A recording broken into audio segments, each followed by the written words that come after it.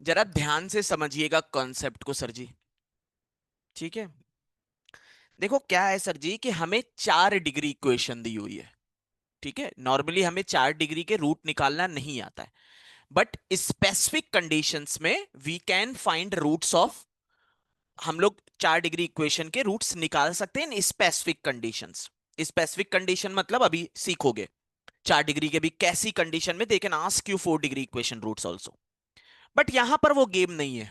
यहां पर क्या गिवन है सर जी कि roots of the equations are integers. Integers, ये टर्म जो है sir ji, this is a very important term. Integer, integer का मतलब ये होता है कि आप बहुत ही नॉर्मल वैल्यूज के साथ खेल सकते हो। ठीक है, इंटीजर पे जैसे हम लोग कभी कभी भी हमारा पूरा, जब भी हमें जैसे निकालनी होती वैल्यूज, तो हम जैसे a into b is equal to 5 लिखा है। अब मुझे पता हो, अब मुझे पता है कि यार ए और बी इंटीग्रल वैल्यू है, तो I can write it as 1 into 5 और 5 इंटू 1 और -1 इंटू -5 और -5 इंटू -1। तो ए और बी की वैल्यू मिल जाएगी, जैसे हमने नंबर सिस्टम में भी सीखा हुआ है ये चीजें कि ए और बी की we can get the values. यहां पर भी हमें इंटीग्रल वैल्यू पता है। ठीक है, अब अगर हमें पता है यार कि x⁴ -7x³ +5x² +31x -30 equal to 0, इसके 4 रूट हैं अल्फा बीटा गामा डेल्टा। हमारा काम क्या होता है, हमें हमें वैसे तो नॉर्मली क्या पता है सर जी, कि हमें पता है alpha plus beta plus gamma plus delta that is -b/a। अगर कोई 4 डिग्री की इक्वेशन दी है, ax⁴ +bx³ +cx² +dx equal to 0, फिर दो दो के product alpha beta, alpha gamma, alpha delta, beta gamma, beta delta plus gamma delta is equal to c/a। Alpha beta gamma plus alpha beta delta plus alpha gamma delta plus beta gamma delta is -d/a। तो alpha beta gamma delta is equal to e/a। ये हमारा चलता है sir ji, है ना, this is the basic thing. अब sir ji हमें इसके रूट इंटीग्रल दिए हुए हैं। कभी भी अगर आपको इस तरह का दिया है कि जहां पर इंटीग्रल रूट है, तो आपका गेम होता है कि आप सम और प्रोडक्ट पे खेलो, सम वाले पार्ट पे और प्रोडक्ट वाले पार्ट पे। जिसने 2 मैराथन के जो मैंने वीडियो डाले हैं, अगर उसने देखा है, तो एक चीज हम करते हैं यहां पर कि arithmetic mean is equal to geometric mean वाला, जहां पर सारे रूट पॉजिटिव दिए होते हैं। तो नहीं किया तब भी कोई दिक्कत नहीं है।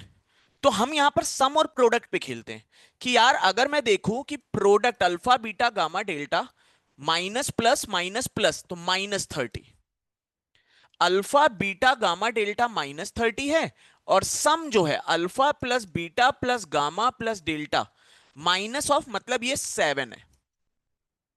ठीक है जी। अब हमें पता है यार, हमें 30 को ऐसे 4 पार्ट में ब्रेक करना है कि उसका समेशन 7 आए। 30 को ब्रेक करने का यार 1 2 3 5 ये होता है, 1 2 3 5।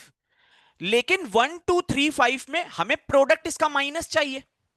4 चीजों का product 1 into 2 into 3 into 5 is equal to 30 है, परफेक्ट। लेकिन इन 4 चीजों का प्रोडक्ट तो पॉजिटिव है, अगर मुझे निगेटिव चाहिए तो मैं इनमें से किसी एक को निगेटिव बना सकता हूं। किसी एक को भी निगेटिव ले लूंगा तब भी प्रोडक्ट निगेटिव आएगा। मुझे 4 ऐसी वैल्यूज चाहिए 1 2 3 5 में सर जी, और एक वैल्यू मैं निगेटिव ले सकता हूं या 3 वैल्यू निगेटिव ले सकता हूं। अगर मान लो 3 वैल्यू निगेटिव आई, तब भी तो प्रोडक्ट 30 बन जाएगा, है ना जी। लेकिन हमारा काम यहां पे या तो 3 वैल्यू निगेटिव ले या हम एक वैल्यू निगेटिव ले, तब भी प्रोडक्ट निगेटिव -30 बन जाएगा। अब मैं आपसे ये पूछूंगा कि इन चारों में किस वैल्यू को निगेटिव लूं, जिससे कि मेरा समेशन जो हो, जिससे कि मेरा समेशन 7 बने। उन चारों का मैं किसकी वैल्यू को निगेटिव लूं सर जी, जिससे कि मेरा समेशन 7 बने। मैं किसकी वैल्यू को निगेटिव ले लूं? I will take 2 as negative sir ji. अगर मैं 2 को निगेटिव ले लूंगा सर जी, तो मेरे पास 1 इंटू -2 इंटू 3 इंटू 5 इसका प्रोडक्ट भी -30 आ गया। और अगर मैं इनका समेशन देखूं, तो यार तब भी वो 7 आ गया। बस अगर मैंने प्रोडक्ट और समेशन सही बैठा लिए तो ये चीजें बाय डिफॉल्ट, वो ये क्वेश्चन सिर्फ और सिर्फ तब बन सकता है सर जी जब प्रोडक्ट और ये दोनों की वैल्यू बैठाई जा सके। और यहां पर भी वही केस बनेगा जहां पर एक लिमिटेड सिनारियो में बन सके। अदरवाइज 30 को ब्रेक करने के तो हजारों में है। आप 1 इंटू 1 इंटू 1 इंटू 30 में भी तो ब्रेक कर सकते हो, एक माइनस ले लोगे। बट इनका समेशन 7 थोड़ी ना है ना जी। तो आप ऐसी वैल्यूज पर लाओगे जिनका समेशन 7 हो पाए। तो चार वैल्यूज आई मेरी, एक 1 -2 3 और 5। अगर मैं देखना चाहूं कि क्या तीन तीन के प्रोडक्ट, जैसे दो दो का प्रोडक्ट 5 आ रहा है, दो दो का प्रोडक्ट अगर मैं देखूं, दो दो का प्रोडक्ट 1 इंटू -2 -2, 1 इंटू 3 +3 +5 -6 -10 15 -2 1 + 6 कैंसिल, ये आ गया 5। परफेक्ट, मतलब जो मैंने किया वो एकदम करेक्ट है जो मैंने किया। तो इसका मतलब है हमारी चार वैल्यूज आ गई। एक वैल्यू आई 1 -2 3 और 5। अब मुझसे कह रहा है find absolute difference between maximum and minimum value of x. Maximum value x की 5 है, मिनिमम वैल्यू -2 है। इन दोनों का difference 5 of -2 which will be 7 sir ji. तो difference between maximum and minimum value कितना आ गया sir ji? That is equal to 7। It's a good question. तो आपको ये क्वेश्चन तभी सॉल्व होगा जब आपके दिमाग में इमेज हो सर जी कि किस तरह से इंटीग्रल दिए हुए, तो क्योंकि वो ये क्वेश्चन उस तरह से नहीं बनाएगा जहां आप इसके आराम से फैक्टर कर लो कि आप नॉर्मली एकदम फैक्टर करके उसको सॉल्व कर लो बिल्कुल नॉर्मली। वो क्वेश्चन कम तरह से, क्योंकि it will be a time taking process कि आप इसके फैक्टर उठाने के लिए पहले 1 रखो, चेक करो क्या 1 सेटिस्फाई कर रहा है, फिर उसको लॉन्ग डिवीजन से ले जाओ। तो वो एक बहुत लेंदी प्रोसेस हो जाता है। तो इस पर वो क्वेश्चन तभी बनाएगा, इंटीग्रल के केस में बनाएगा, तभी बनाएगा जब यहां पर आप इस तरह से प्रोडक्ट और सम के साथ मैनेज कर पाओ। इस तरह का क्वेश्चन एक सिम कैट में बना हुआ था, एक जैट में इस तरह का क्वेश्चंस का फॉर्मेशन ऑलरेडी हो चुका है। कैट में नहीं बना इस इंटीग्रल वाले पार्ट पे, लेकिन जो जैट में बनता है वो किसी ना किसी साल उठा के कैट में दे ही देते हैं वो कभी ना कभी। तो आपको ये चीज ध्यान में रखनी चाहिए। अब बात करते हैं सर जी कि अगर 4 डिग्री को फैक्टराइज करना हो तो किस तरह का क्वेश्चन वो बनाएगा। सर जी अगर 4 डिग्री को मान लो फैक्टराइज करना होता तो कैसा क्वेश्चन बनाता, जरा ध्यान देना।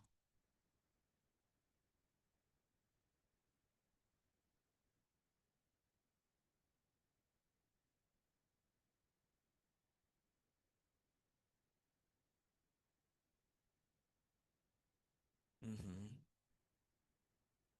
4 डिग्री, हाँ जी। जैसे मान लीजिए ये चीज है हमारे सामने,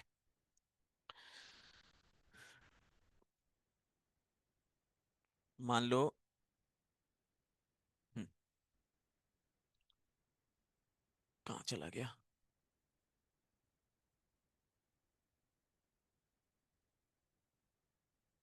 अरे यार, हाँ जी। जैसे मान लीजिए एक क्वेश्चन है, आपको 4 डिग्री क्वेश्चन को सॉल्व करना है। देखो x⁴ -6x³ +13x² -12x +4 <0। ठीक है जी। आपको इस क्वेश्चन को सॉल्व करना है। मान लीजिए <0 छोड़ दो, =0, और आपको इसको फैक्टराइज करना है। ठीक है, क्या वे होता है, किस तरह से फैक्टराइजेशन हो सकता है सर जी? सबसे पहले हम क्या करते हैं, ये क्वेश्चन तभी होगा जब हम x² से इसको डिवाइड कर दें। तो ये बचा x², पूरे को x² से डिवाइड कर दिया, divide by x²। -6x +13 -12x +4/x² =0। अब अगर ध्यान दोगे तो ये x² +4/x² -6, अगर यहां से -6 कॉमन लोगे तो x +2/x +13 =0। अगर आप ध्यान दोगे कि मैंने इसको x² से डिवाइड किया तो ये x² +4/x² -6x और -12/x +13 बचा। अब अगर इस चीज को ध्यान दोगे, ये इस फॉर्म में कन्वर्ट हो सकती है। I can write it as x +2/x² -2 into 2/x है ना। a² + b² can be written as a + b का होल स्क्वायर -2ab। तो x प्लस 2/x का होल स्क्वायर minus 2 into 2/x minus 6 x plus 2/x plus 13 equal to 0। अगर x plus 2/x को a ले लें तो this is a square minus 4 minus 6a plus 13 equal to 0। तो a square minus 6a plus 9 equal to 0। A square minus 6a plus 9 equal to 0 मतलब a minus 3 का whole square equal to 0। तो a की value कितनी आ गई 3। तो x plus 2/x कितना आ गया सर जी 3। तो x square minus 3x plus 2 equal to 0। तो x की वैल्यू कितनी आ गई 1 एंड 2। तो इस इक्वेशन के जो रूट बने एक्स इक्वेशन के रूट 1 एंड 2 का फॉर्मेशन हो गया 1 एंड 2 का फॉर्मेशन मतलब 1 दो बार 1 आएगा 2 बार 2 आएगा। चार रूट है ना सर जी चार रूट का फॉर्मेशन है। ए की वैल्यू a-3 का होल स्क्वायर इक्वल टू 0 तो ए की वैल्यू 3 और 3 आ जाएंगे है ना 3 और 3 तो दो रूट 1 और 1 और 2 और 2 मतलब दो रूट इक्वल आएंगे। अगर मैं इसकी बात करूं तो this can be written as x minus 1 का होल स्क्वायर x माइनस 2 का होल स्क्वायर लेस देन 0।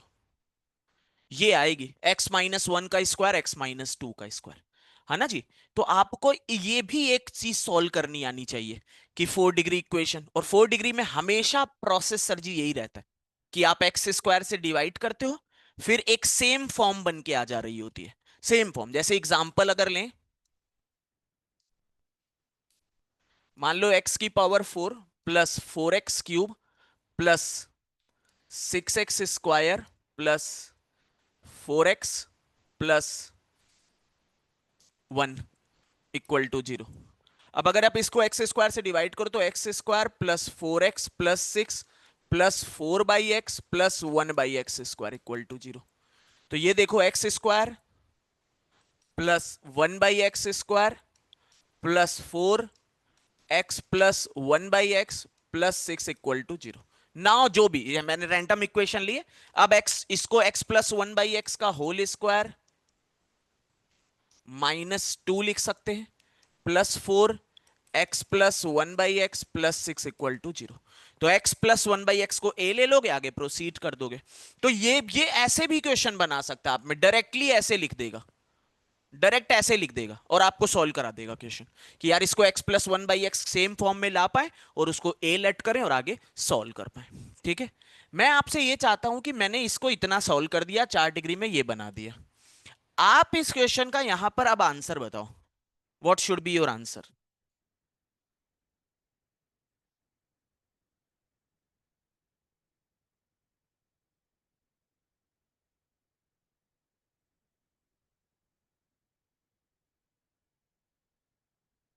हाँ कॉमन होगा रिया तब कर सकते हैं ना अदरवाइज कॉमन होगा ही नहीं। ठीक है जब बनेगा वंश जब बनेगा तब इसी फॉर्मेशन में बनने के चांसेस रहेंगे। सर जी किसी चीज फॉर एक्स रियल जब range of values of x पूछी जाती है मतलब for x real sir ji किसी चीज का स्क्वायर पॉजिटिव या जीरो प्रोडक्ट जीरो या पॉजिटिव होगा less than zero can't be the no real value of x will satisfy. Imaginary value could satisfy हमें नहीं पता सर जी इमेजिनरी वैल्यू कर सकती है satisfy but no real value of x could satisfy sir ji कोई real value of x satisfy नहीं कर सकती। तो कभी भी अगर 4 डिग्री में आपका क्वेश्चन बनेगा 4 डिग्री के लिए तो वो उसकी सॉल्विंग सर जी ऐसे होगी। ठीक है अब ये सॉल्विंग एकदम से दिमाग में नहीं जाएगी सर जी तभी मैंने जब शुरुआत हुई तो मैंने कहा 2-3 बार रिवीजन करना जिससे कि जो अच्छी चीजें हैं आप उसको धीरे धीरे हैबिट में लाओगे। अब बात करते हैं सर जी इस क्वेश्चन की। ये तो था कि यार इतना लेंथी मेथड थोड़ी ना हम बैठ के एग्जाम कंडीशन में लगाएंगे जब तक मजबूरी नहीं है। मजबूरी लगाना पड़ेगा सर जी लेकिन हमारे पास ऑप्शंस दिए वी हैव ऑप्शंस।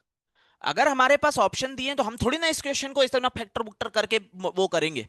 99% चांसेस यही रहेंगे कि कैट में आपको ये ना करना पड़े बट ये करने की ज्यादा पॉसिबिलिटी रहेगी क्वेश्चन में कि ये बना दे आपको क्वेश्चन में या आपको ये दे दे क्वेश्चन में और आपसे एक्स की वैल्यूज पूछ ले। ये यहां से क्वेश्चन आपके में ज्यादा इंपॉर्टेंट है rather than breaking 4 degree question but you should know कभी भी पूछ सकते हैं। अब बात करते हैं अगर इसको सॉल्विंग करनी पड़ती मुझे ठीक है तो मैं ऑप्शन उठाता मैं सबसे बेसिक वैल्यू एक्स की कौन सी सेटिस्फाई चेक करता। सबसे बेसिक वैल्यू एक्स की अगर मुझे ऑप्शन उठाने होते तो मैं एक्स की सबसे बेसिक वैल्यू कौन सी उठाता जीरो। जीरो रखने पे 4 लेस देन जीरो क्या जीरो सेटिस्फाई कर रहा है सर जी क्या जीरो सेटिस्फाई कर रहा है? नहीं कर रहा। अगर जीरो सेटिस्फाई नहीं कर रहा तो कौन कौन सा ऑप्शन चला गया पिक्चर से? पहला ऑप्शन गया और सी ऑप्शन गया। अब बी और डी ऑप्शन आ गए। बी और D x greater than 2 sir जी।